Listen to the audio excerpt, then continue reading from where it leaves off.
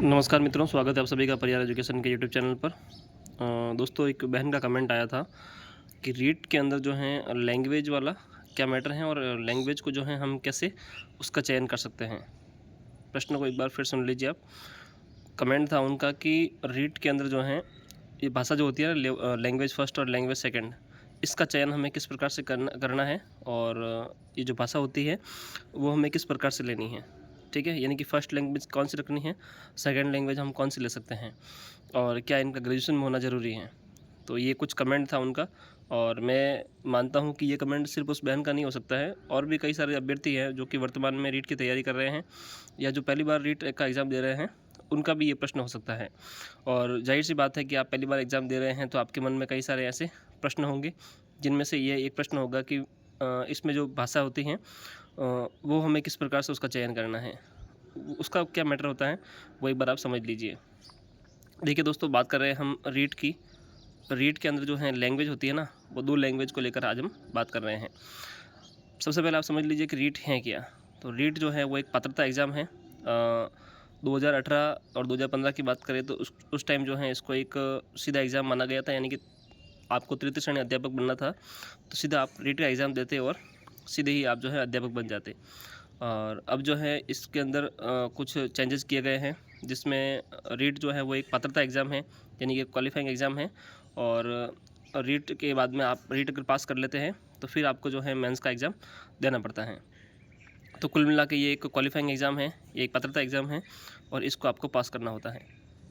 अब बात करें दोस्तों, इसका जो है उस सिलेबस किस प्रकार से होता है, तो सिलेबस जो होता है वो होता है, आपको यहाँ पर 150 प्रश्न मिलेंगे और 150 ही यहाँ पर आपको नंबर के होंगे। ये 150 प्रश्न जो होंगे वो आपके 150 नंबर के होंगे, यानी कि प्रत्येक प्रश्न जो होगा वो 1 नंबर का होगा और यहाँ पर आपके कोई भी किसी प्रकार की माइनस मार्किंग नहीं होगी। ठीक है, माइनस मार्किंग आपकी जो है वो यहाँ पर नहीं होगी। तो यहाँ पर आपको प्रत्येक प्रश्न सॉल्व करना है और इस प्रश्नों का डिवाइडेशन है वो कुछ इस प्रकार से है। 30 नंबर की आपको मिलेगी यहाँ पर साइकोलॉजी, 30 नंबर की आपकी रहेगी लैंग्वेज फर्स्ट, 30 नंबर की आपकी रहेगी लैंग्वेज सेकंड और 60 नंबर की आपकी रहेगी अगर आप एसएस से है तो एसएसटी और अगर आप साइंस मैथ से है तो साइंस मैथ। कुछ इस प्रकार से जो है आपका ये सिलेबस रहने वाला है। ठीक है,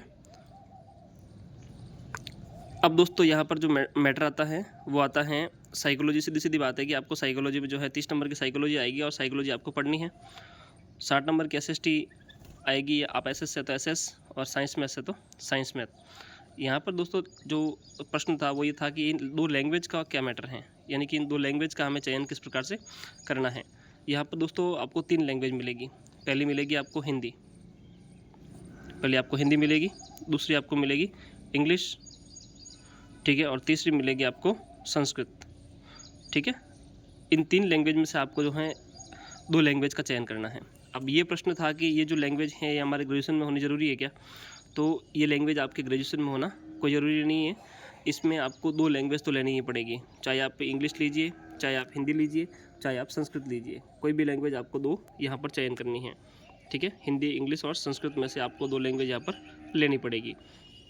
ग्रेजुएशन में इनका होना कोई ज़रूरी नहीं है। अगर आपने 10th तक संस्कृत पढ़ा है तो भी आपको लेनी पड़ेगी। अगर आपने 10th तक ही इंग्लिश पढ़ा है और आपको इंग्लिश नहीं आती है आगे, तो भी आपको जो है इन सब्जेक्ट को लेकर आगे तैयारी करनी पड़ेगी। तो सीधी-सीधी बात यह है कि आपको इन 3 में से 2 लैंग्वेज का चयन करना पड़ेगा।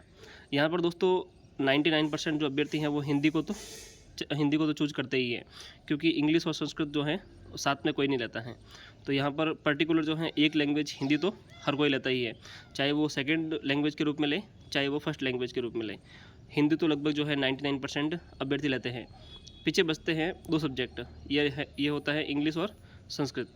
अब इंग्लिश और संस्कृत में से अगर आपने इंग्लिश शुरू से आपको अच्छी लगती है या आपके समझ में आती है तो आप इंग्लिश का चयन कीजिए। अगर आपको नहीं आती है समझ में तो आप संस्कृत का चयन कर सकते हैं।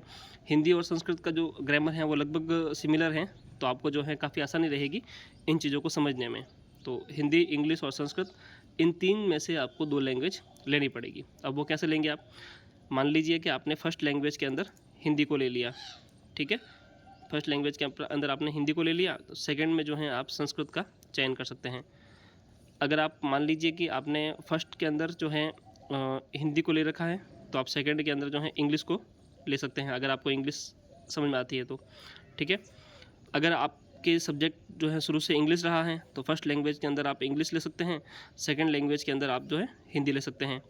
तो इस प्रकार से जो है आप भाषाओं का चयन कर सकते हैं। 2 भाषाएं आपको यहाँ पर लेनी पड़ेगी।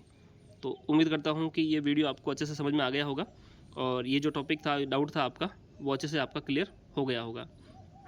और भी आपको कोई डाउट हो तो मुझे कमेंट कर देना, मैं पूरी कोशिश करूँगा कि आपके हर डाउट को यहाँ पर सॉल्व कर सकूँ।